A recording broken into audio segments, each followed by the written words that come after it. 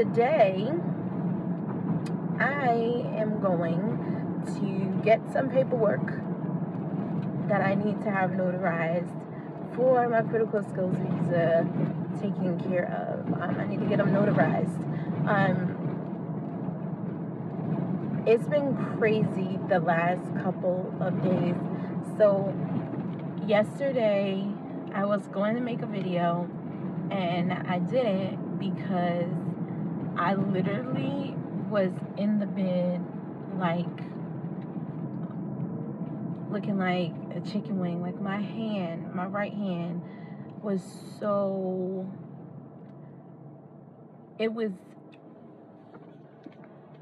I couldn't even like undo it. It was literally like this. And yeah, it was real. It was real out here in these streets, filling out all that paperwork. And the crazy thing about it was that I didn't even fill all of it out by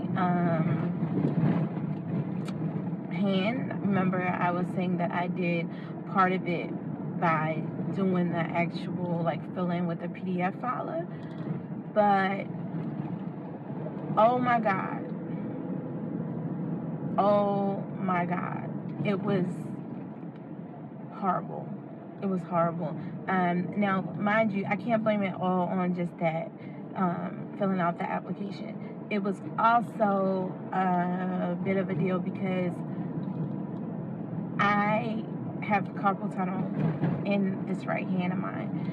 So it's kind of like a byproduct of my time in the military and Army, to be specific, and it exacerbates itself. So I know with doing locks and things like that, it kind of will bother it, and I know how to manage. But the typing, oh man, I really did a doozy. I did a doozy with that. So I literally like was fine. I was out driving, whatever. And then by yesterday afternoon, I was like, what in the world is going on here? And then to make matters worse, I want to say around about 6 or 7 o'clock, it like was completely out. Like I must have pinched a nerve or something. And the thing about it is, it's not even from my hand per se. It's my back, in the back of my, like around my disc blade. So anyway, that tangent. But I said all that to say, take care of yourself while you're doing this stuff, guys. Like, it's not a lot, but it's a lot. That sounds crazy. You can become inundated with everything that you have to do, especially if you are doing it by yourself. You're trying to figure it out, all of that jazz, and you're trying to get everything done because you know you don't know exactly what you're doing. So you're trying to get done as much as you can in any one sitting, so that you can, or at least for me, so that at least you can be productive as much as you can with that day.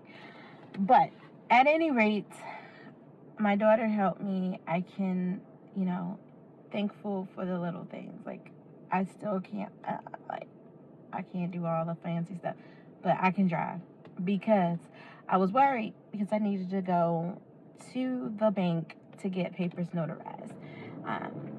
So I was able to get my SAQA application done.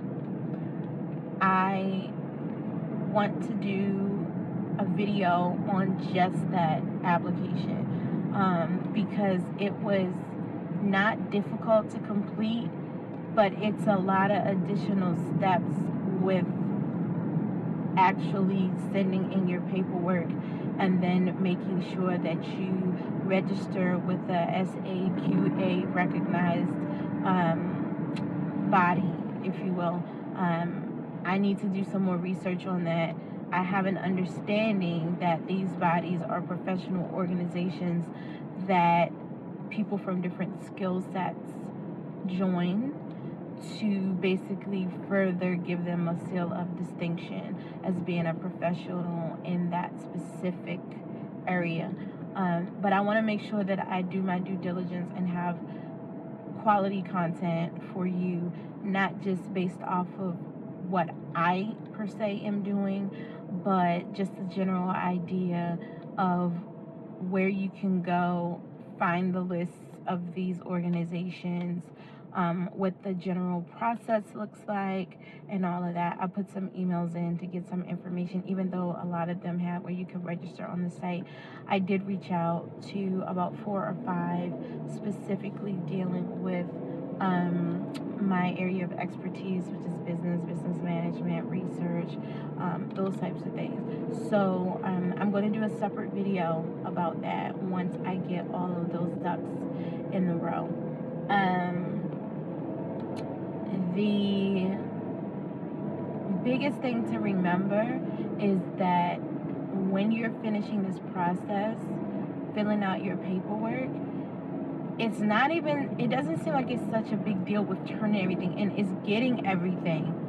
So you want to make sure all of your stuff is lined up.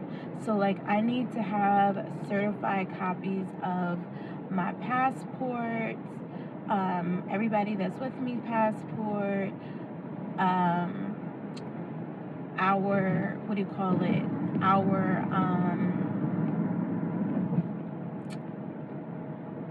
marriage certificate, our, what else?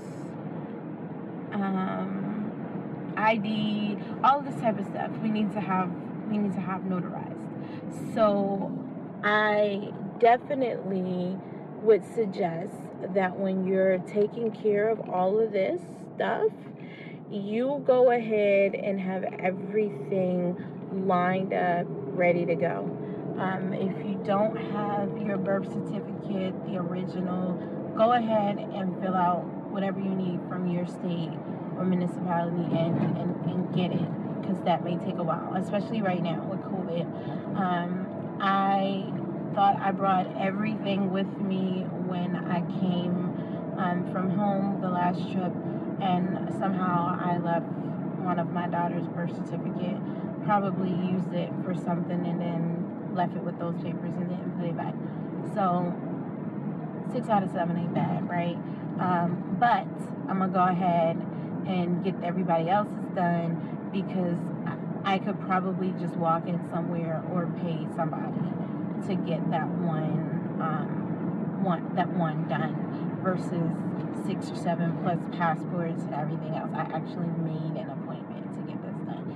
So yeah, make sure that you're doing your due diligence and planning time wise. If you are working a regular 9 to 5 doing this, you're going to have to carve out time to get this stuff done. You have to. It's just, you have to. You have to. It's no way to get all of this stuff done by yourself just on the whim. Oh, today I'm gonna do. I'll take care of this. No, make a plan. Look over the entire application. See what else you need to gather. Get everything together, and then make it a point that every day, or if you're doing every weekend or whatever, make sure that you give yourself time to get that stuff done. One of the things that you have to be sure is that when you go and you get your papers notarized, a lot of times you might think to go to your bank first. Like today, I went to Wells Fargo. And then I got there and I realized that they will not notarize documents like certified copies, meaning there's a document, say your birth certificate, right? So that you'll have certified copies to give with your application at the embassy that they're going to then send to DHA, or Department of Home Affairs in South Africa. They will only do documents that literally have like let me show you. At the bottom where it says signature witnessed by, that type of thing. Or for like Americans, it'll say it's an actual form. Let me find it.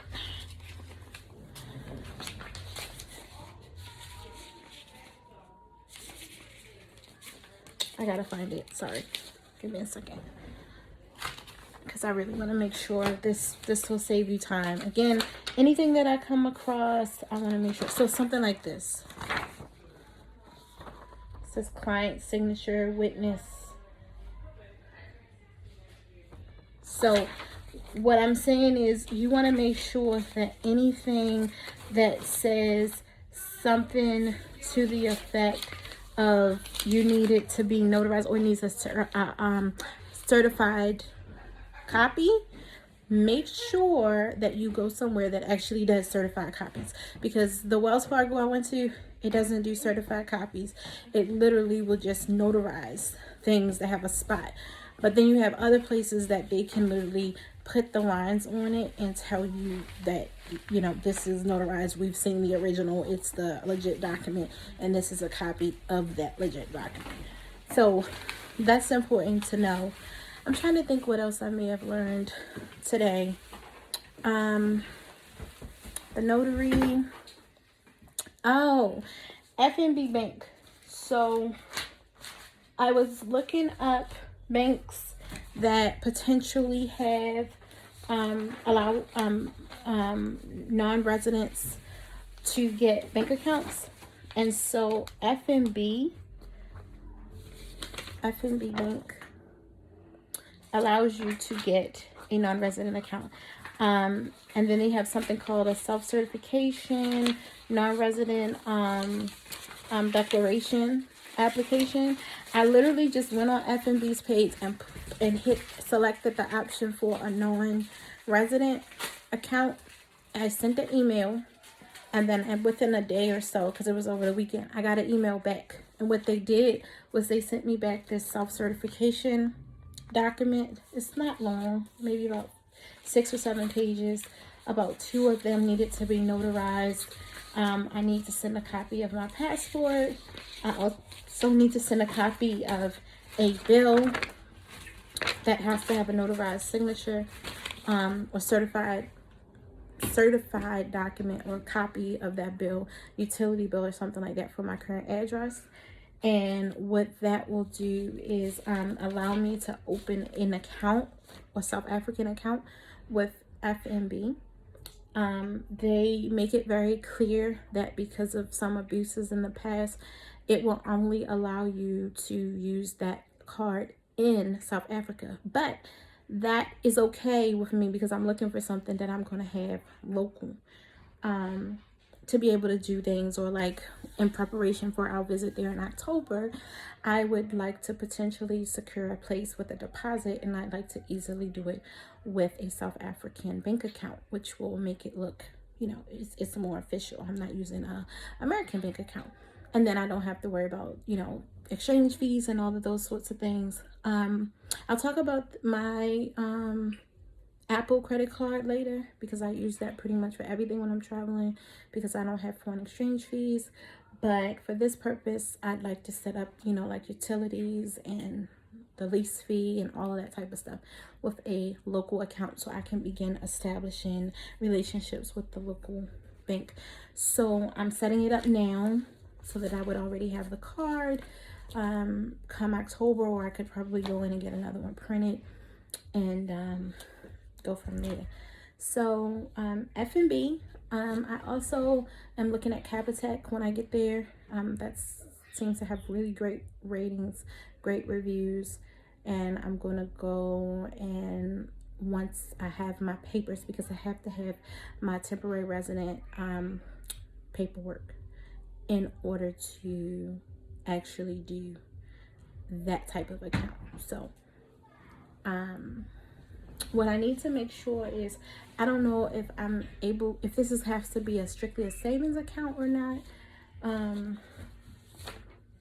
I can give more details on that later, but you got to start somewhere. And I usually have at least 2 accounts. Like even here, I have account with Wells Fargo, account with like one of the military banking accounts, and one other, like a credit union. So I usually have more than one bank account anyway, all the time, just for my own personal reasons.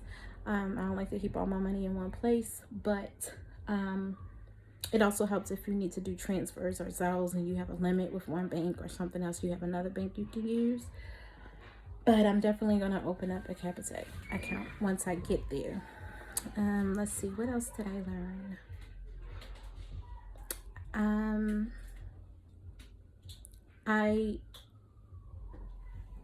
I know that there is, I believe it's ABSA Bank.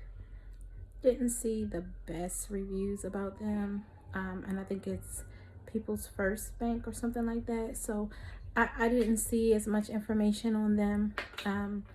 Again, that's probably one of those videos that I'll do later to give more information on what I found out in actuality about these things. But that's kind of where I am now. So I literally just got home from running around. I had some other stuff I needed to do. And I just didn't want to forget to do that additional video with the information about the certified copies as well as the bank accounts. So I looked into having my fingerprints done. I want to try and do that this coming week. And what I thought I was gonna be able to go this Monday, but maybe this Wednesday. I'd like to make a test run once I get the certified copies of most of our documents, to go to DC, just to go in, turn in things and get an idea of what I have missing and things that I have questions about that I might be running around doing that I don't actually need to do. To me, it's worth the trip to go down to DC, at least from Maryland. It's not that far, to get that information so that I can have some further guidance on what to do. Okay, so I will check back in with you guys probably in another day or so. Again, let me know if it's questions about anything that I've done so far, something that I have not included. Like, comment, subscribe. As my younger daughter would say, smash that like button. That's so crazy. But yeah, so I don't know if you like the content, if it is helping you or not, if you don't. So leave comments and questions. I'll leave links as usual. So for the F&B Bank page, I'll leave that as well in the comment section. So talk to you later.